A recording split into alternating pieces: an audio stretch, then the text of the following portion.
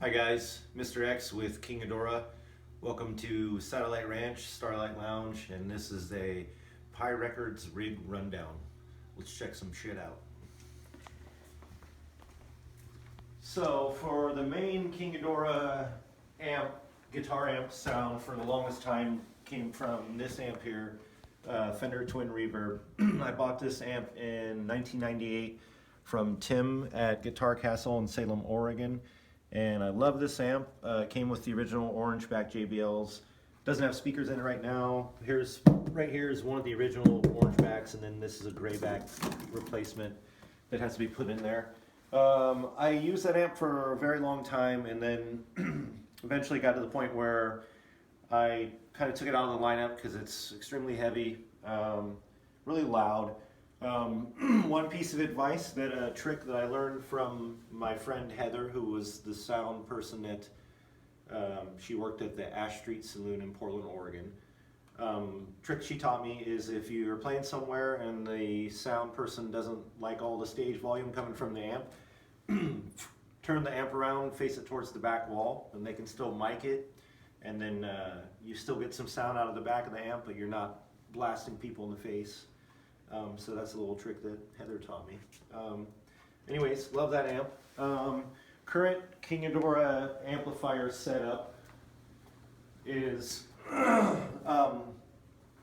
so I run this is a Bassman, Fender Bassman 410. It's the reissue that has the lacquered cab and the really nice speakers in it. I run that amp as my primary amp, and then my secondary amp is this amp here, which was made for me by my friend Andy Scanlon. And this is basically a Showman amp, but it's just a one channel. And then it has a switch that he installed in the back that kind of cuts the signal a little bit because these guys are really loud. And then I run it through a 212 Tone Master cabinet, which I got this cabinet from Secret Man from Daikaiju. I traded him a Marshall 412 for this guy. And he had blown a speaker in it the night before, and they were on tour, and I had this Marshall laying around, so we traded so that he would have something to continue using on tour. Fender reverb unit reissue. Well, I love this thing. It can get a little shrieky sometimes, and also these guys, if you're running your guitar into that, obviously, you know, it's tubes, so it can be kind of like a little preamp once it starts running a little hot. Let's see, moving right along, guitars. So the main King Ghidora sound typically is going to come from Hallmark Custom 60. The easiest way to explain these guitars is to just say that it's badass. There's not really any other way to explain it. This particular one here, my wife bought for me as a Christmas present because she's a badass and she does things like buy me guitars for Christmas every once in a while. So that would be the main King Ghidora guitar sound. On the album that's about to come out, I'm playing a lot more Jazzmaster stuff on that. So I have these two Squier Jazzmasters. This one I got from Tim at Guitar Castle. And then this one my wife bought for me as a gift, as an anniversary present. And actually I love this guitar. And it's even got some, I don't know if you can see it or not, but it's even got some tire striping going on there. Real nice neck on this one. I would never have played a Squier guitar, but these new Squiers, especially the Jazzmasters, they're really nice guitars. And then we got some, let's see what's in the boxes. So, at one point, we were a 4-piece, and Andy Scanlon, aka Saturn 9-inch, this was the guitar that he used, and this actually belongs to me. And when he joined the band, I was letting him use it. And this is an early 90s Japanese Fender Jazzmaster. And for some reason, the early 90s models are highly sought after. I love this guitar a lot. Sounds really nice. pretty durable. This one actually, one night at band practice, Andy was joking around. He was playing the intro to "Sweet Child of Mine," and this guitar, as soon as he finished, he lifted his hands, and the guitar basically tried to commit suicide. It like literally just fell off, hit the ground, and nothing really happened to it. So there's that one, and then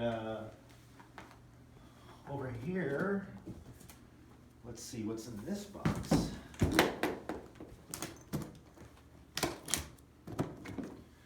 Ooh. So this this is another Hallmark Custom 60. This was the main King Ghidorah guitar for a long time, and then eventually it ended up case bound because the frets are so worn on it that you can't even really play it anymore.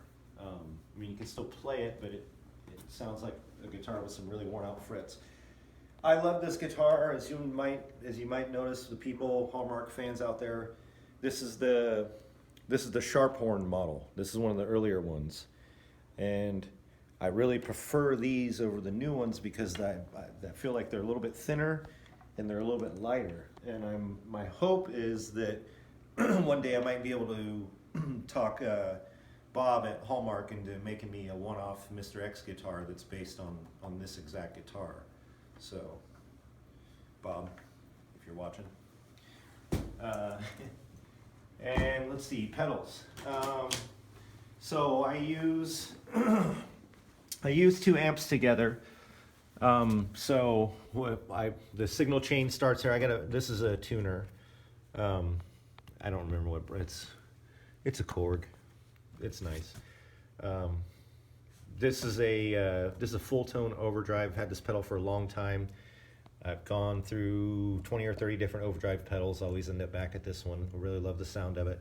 This particular pedal has been through a lot. It's had a full drink dumped on it one time at the Deluxe. Anyways, I've run this pedal into here, the Space Echo, and this is where I split things off into two signals. I have this Space Echo set on a slapback setting, and then I split it into two signals here. Signal A goes out to the basement amp and then into the reverb tank, and then signal B goes through this Fender reverb pedal and then is sent to the Gonzo amp, the Showman clone.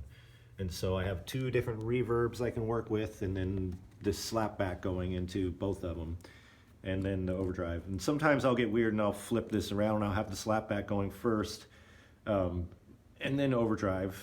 And then I'm basically just using this to split the signal. And when I do it that way, I'll use this guy, Dan Electro, Dan Echo. I love these. I have three of them, hence the three. These are great except for the plastic input and outputs, which can break and cause problems. But beyond that, these are really good pedals. Love them. So if I were to do that, I would switch it, basically into here and then there, and then basically just using this as a pass-through to have two signals. Let's see. Oh, and when Andy was in the band, when we were a four-piece, he played through a Fender Bassman blackface head into a 115 cab, which was a crate amp that we gutted and turned into a cab, and then we spray painted it orange and told everyone it was an orange cab, but it was actually a crate amp. Drums. So, Anthony DeRocco, aka Keith of the Moon, who recently retired from the band, he always used Gretsch drums, and then he had a really nice Yamaha kit that he had owned since high school that he loved to use. This Gretsch kit was passed down to the family, basically. And then our current drummer, he uses a Sonar kit, I believe. And then on the bass, so our former bass player, DB Inferno, aka Dustin Bean, he played a Fender bass for a long time. He used a 100-watt Bassman head, tube head, and then eventually switched over to a David Eden 410, cab, and with a trainer head. and then eventually switched to a Hallmark bass as well. Tommy Tsunami, our new bass player, he plays through this acoustic setup. This is a 410 acoustic cab. Really nice sounding setup. Easy to move around, you know, especially with this. And then for his bass, he plays this Squier jazz bass, which is actually fretless. Those are just painted onto the, and so he and I had been playing together for a couple weeks before I actually even noticed that this was fretless. And then recently, for some odd reason, he's taken a liking to this thing, which has just been around for years and years here at the ranch. And it's just an Ibanez run-of-the-mill starter bass. But for some reason, a lot of guys that have come through here that play bass end up picking this thing up, and they're like, wow, this thing's actually pretty nice. So he's been messing around with this a little bit here and there. And then let's see, what else do we got going on here? We talked about guitars, we talked about the bass guys, we talked about the drummer guys. Let's look at some other fun little things real quick. So this belongs to our buddy Jasper. This is a vintage Ludwig kit. And then over here in the corner, we have this weird project that showed up. So this basically, we traded a bottle of Wild Turkey for this drum kit, and it's a vintage Slingerland kit, and that someday will be used somehow or another. And then over here is kind of our recording setup. So the newest record that's about to come out was recorded here, and we ran all the mics through this Soundcraft board, and then captured on this, and then transferred off of this onto a laptop where it could be edited even further. We got some CDs up here.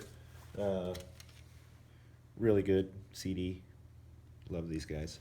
And then this is actually the very first King Ghidorah CD. Most people don't realize we're on album, this newest one will be album number 3. This was album number 1 here. So, and then, yeah. So, oh, one more thing to show you real quick. So, here's my other Dan Echo pedals, but this right here is a pedal that Andy made, and this is basically, this is an echo pedal, basically, that does all kinds of really cool stuff. And then his fiance, Gina, she did all this artwork on there.